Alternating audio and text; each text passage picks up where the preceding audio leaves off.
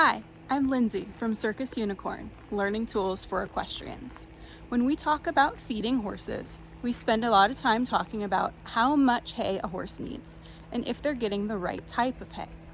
But the most common problem I see in barns with feeding hay doesn't have to do with either one of those things. It actually has to do with the time in between feedings, when horses have no hay to eat. Horses are designed to eat small amounts of forage throughout much of the day. Their stomachs are relatively small, and unlike ours, they produce gastric acid continuously, even when they're not eating.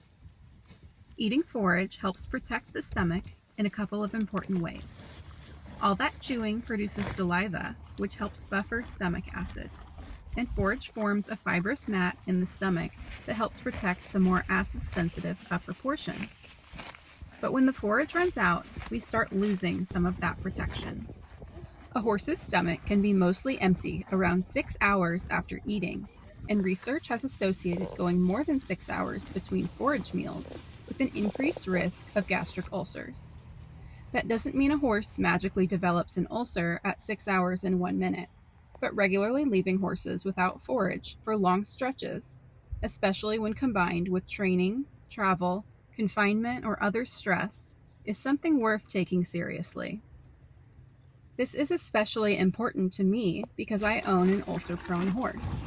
It's changed the way I think about feeding hay. I'm not only asking, how many pounds did my horse get today? I'm also asking, how long did those pounds actually last? Because those are two very different questions. Imagine two horses who each receive 20 pounds of hay per day. One gets 2 large meals, finishes them quickly, and regularly spends hours with nothing left. The other still gets 20 pounds, but it's managed in a way that spreads eating across more of the day and night. Same amount of hay, very different feeding pattern. You can technically feed an appropriate amount of hay and still have a forage management problem. That doesn't mean every horse needs unlimited hay. Some horses maintain their weight on air and good intentions. Easy keepers and horses with metabolic concerns may need calories carefully managed. The goal is to think about eating time and nutrient intake together. Slow feeders can help hay last longer. Smaller, more frequent feedings can reduce long gaps, and multiple feeding locations can encourage movement and foraging. Appropriately managed pasture can provide extended forage access. Here's something every horse owner can do. Pay attention to when the hay actually runs out. Let's say a barn feeds at 7 in the morning and 5 in the evening. That's 10 hours between the morning and evening feedings. But the overnight interval is 14 hours, from 5 in the evening until 7 the next morning. And that's only the feeding schedule. If your horse finishes his evening hay by 8, he could potentially spend 11 hours without forage before breakfast arrives. That's the number I care about. The question isn't just, what time did someone put hay out? It's what time did my horse finish it? Remember, forage intervals longer than 6 hours have been associated with increased risk of ulcers. So when you're evaluating a feeding program, don't forget to look at the overnight gap.